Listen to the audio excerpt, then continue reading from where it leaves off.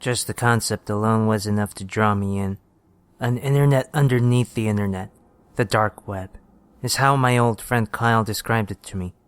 It wouldn't be until he gave me a list of links that I would truly understand just why people referred to it as dark. Months before his passing, Kyle had become progressively darker in nature, empathy seemingly vanishing from him. He would later go on to tell me that it all started with his dive into the dark web. He stumbled upon a site so twisted that it could make even the most kind-hearted person into a demented parallel of their former self. After almost a week of talking with him about the dark web, Kyle finally agreed to share his secret stash of links with me. He told me never to share even one of the links with anybody. This statement made me uneasy about what I was getting myself into, but my curiosity was clawing at the edge of my brain, ready to jump out of my skull. I had to see this for myself. To do so, I would need to meet him the next day at the old library in the center of town. The next day, I was exhausted. I had stayed up into the early hours of the morning, scouring the internet for more information on the dark web. I found videos talking about underground drug trade sites and people who claimed to have first-hand experiences that scare them for life. Hearing of these kinds of things might turn away a normal person, but I wasn't one of them. It was almost 9 when I arrived at the library.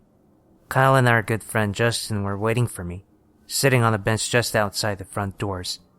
Justin smiled, happy to see me, and got up to give me a hug. Kyle remained seated, but also seemed happy that I had arrived.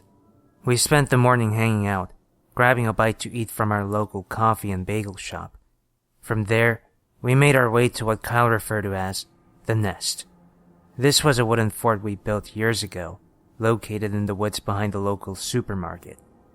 Upon reaching the nest, Justin and I noticed that Kyle had done some redecorating of sorts. What had always been just a plain wooden fort was now completely covered by black tarps. He said that he'd been spending nights out there and didn't want any homeless people to stumble across the place. Unusual, yes, but it was clear that Kyle was troubled. We didn't want to interfere with his way of coping with whatever it was he was going through. We all sat down on old chairs that I'd found in the dump a while back. Kyle reached into his pocket and pulled out his phone. He opened his note app and asked if I was sure I wanted the list. I said that I was. He copied the list, pasted it into a text, and sent it to me.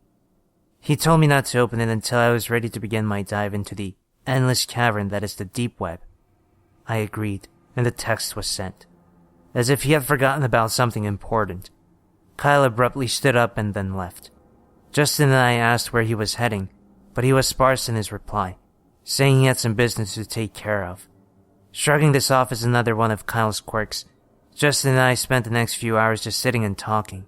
He told me about how Kyle had helped him find this app to meet people on, and how he had a date with a girl the next town over. I was happy for him. He was a good guy, but never had any luck with women.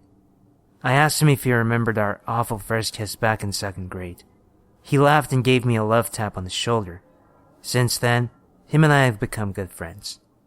When I got home in the early afternoon, my mom was asleep on the couch. She had worked another double. I grabbed a blanket off the love seat and draped it over her to keep her comfortable. I made my way into the kitchen to grab a snack and headed up to my room to begin my journey into the uncharted waters of the dark web. From videos I watched the night before, I learned that I had to download a special web browser. It was one of the few ways to access this part of the internet. As it installed, I opened up Kyle's text and quickly scrolled through the links. He had sent me a good 15 or so to peruse. After the install was finished, I opened it up and entered in the first link on the list. It took a moment to load, but I was eventually greeted with a welcome page to an underground video share site. I spent a few minutes scrolling through the videos, looking for a good one to watch. There was one title that caught my eye. It was a video from our local McDonald's. Quickly, I clicked and watched. Once loaded, I realized I was watching security footage, dated just 3 months ago. I saw my friend Katie, who worked overnight there. She was standing in the middle of the frame, slowly backing away from the counter. It was hard to make out exactly what was going on at first, but after a moment, the footage became clear. She had rolled up her sleeves, seemingly freaked out at the appearance of her arms. I noticed movement underneath the back of her shirt, as if a gust of wind had swept through the eatery.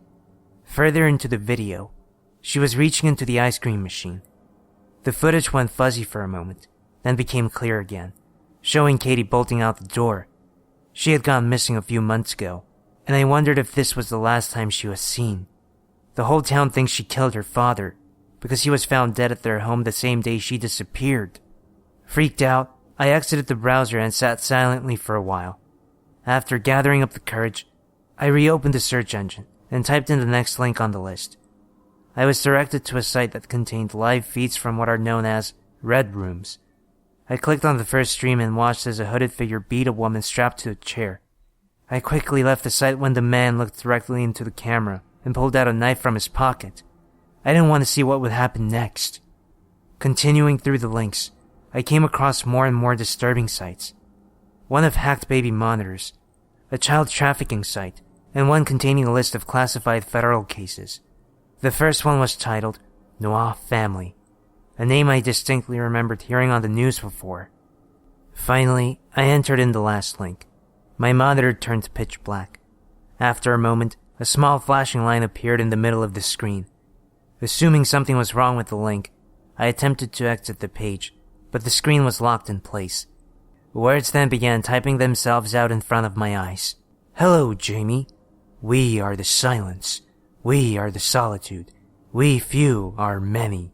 And soon, you might finally wake up. Who is doing this? How do they know my name? 2 buttons appeared on screen under the text. The one on the left read, Join. The one on the right read, Exit. Officially freaked, I darted my cursor to the exit button. I was met with a small pop-up message informing me that exiting was not allowed. Random images appeared, too fast for me to focus on any single one. When it stopped, I was shown a live feed of myself. My webcam had been turned on. In horror, I tried to turn off my computer, but to no avail. It remained on no matter what I did. A demented lullaby then played through my speakers. I sat there for a moment just listening to it, confused and anxious as to what was going on. At the end of the tune was a loud scream. Startled, I got up to run from the room. I heard what sounded like the front door of my house being kicked in.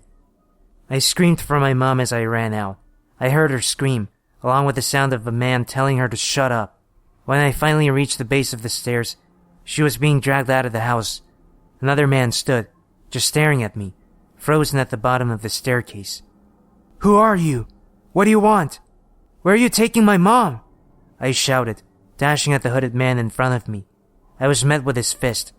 I hit the floor hard and passed out. When I came to, I was in what looked to be an abandoned warehouse. My hands were bound behind my back. I struggled, trying to get myself free but couldn't. I looked around and found my mother tied up just a short distance away. I shouted to her, desperately trying to wake her. She remained unconscious. My ears rang, as if someone had clapped their hands right next to my head. With tunnel vision, I tried to scream, but couldn't even feel my vocal cords vibrating to make a sound. When my vision returned, a creature, whose appearance I cannot for the life of me remember, was floating above the ground just a few feet in front of me. Though its appearance escapes me, I do recall it staring at me, its eyes a bright fiery orange. I held its hand to me, and I began to float too.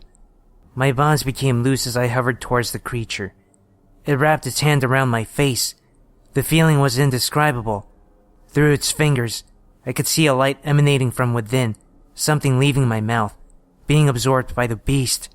When this glow faded, I blacked out. When I came to a second time, I was at home in bed. Frantically, I hopped up and scanned the room. Kyle was sitting on the chair in front of my computer. My mother was knocked out, laying on the floor next to my bed. I was still terribly afraid, but also angry at Kyle for what I'd gone through. I shouted, begging him to tell me what the hell was going on. He stood up slowly, walked towards the door of my bedroom, and looked at me.